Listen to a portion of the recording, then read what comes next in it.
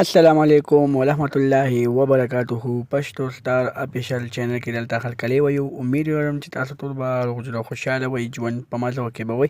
دوستانو مینوالو، تېره ورځ ډېره زیاته افسوسناکه واقعه رامخې ته شوې وه چې هلک او نجلۍ متیز تښتېدلي وو، چې د هغه متیز تښتېدو نه بعد بیا هغه هلک او نجلۍ دواړه د غیرت په نوم باندې قتل کړای شوي وو.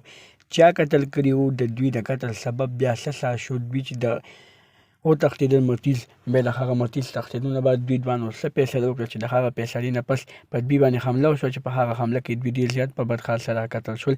د دې واقعې مکمل تفصیل به تاسو ته دلته په دې ویډیو کې درکوم. زموږ دا ویډیو خامخا وګورئ چې مکمل تفصیل نه ځان خبر کړئ. دغه رنګې نورو معلوماتي ویډیوګانو لپاره زموږ پښتو ستار افیشل چینل سبسکرایب کړئ، د نشان سره مخه ووهئ. زموږ خریواني معلوماتي ویډیو تاسو ته په اسانۍ سره میلاویږي. دوستانو مینوالو، ډېر زیات ظلم شوی، ډېر زیات افسوسناکه، ډېر زیات دردناکه واقعه رامخې ته شوې ده چې هلک او نجلۍ متیز تښتېدلي وو، چې دواړه تربوران وو. او دوستانو چې کوم دی کوم تربوران دي، تربور سره نه لګي، د دوی دواړو یو بل سره نالګي وه. د هغه نالګي په بنا باندې دغه تربور غوښتله چې زه دغه خپل تربور له دا لور ول نه کړم، خو هغه تربور دوی راپاڅېد او د ده لور یې وتښتوله ځان سره متیزه. بیا دوی هغوی پسې لټون شروع کړو. دې نجلۍ او دې هلک یو بل ډېر زیات خوښ وو، یو بل سره یې ډېره زیاته مینه کوله، خو د دوی د مینې ترمنځ څه اختلافات راغلي وو، څه ظالمان راغلي وو چې هغه ظالمانو دوی واده ته نه پرېښودل. هغه واده نه پرېښودو په وجه باندې په دوی باندې قاتلانه حمله وشوه، چې په هغه قاتلانه حمله کې دوی ډېر زیات په بد حال سره قتل کړای شول.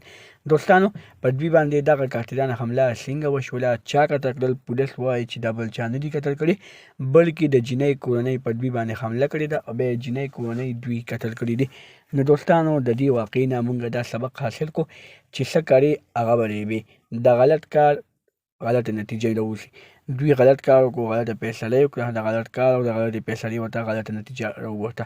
نو دوستانو تاسو هېڅکله داسې قسمه کار مه کوئ چې په هغې باندې بیا تاسو ته پښیمانتیا میلاویږي. دغه رنګې نورو معلوماتي ویډیوګانو لپاره زموږ پښتو ستار افیشل چینل سبسکرایب کړئ، د نشان سره مخه ووهئ. زموږ خریواني معلوماتي ویډیو تاسو ته په اسانۍ سره میلاویږي. والسلام.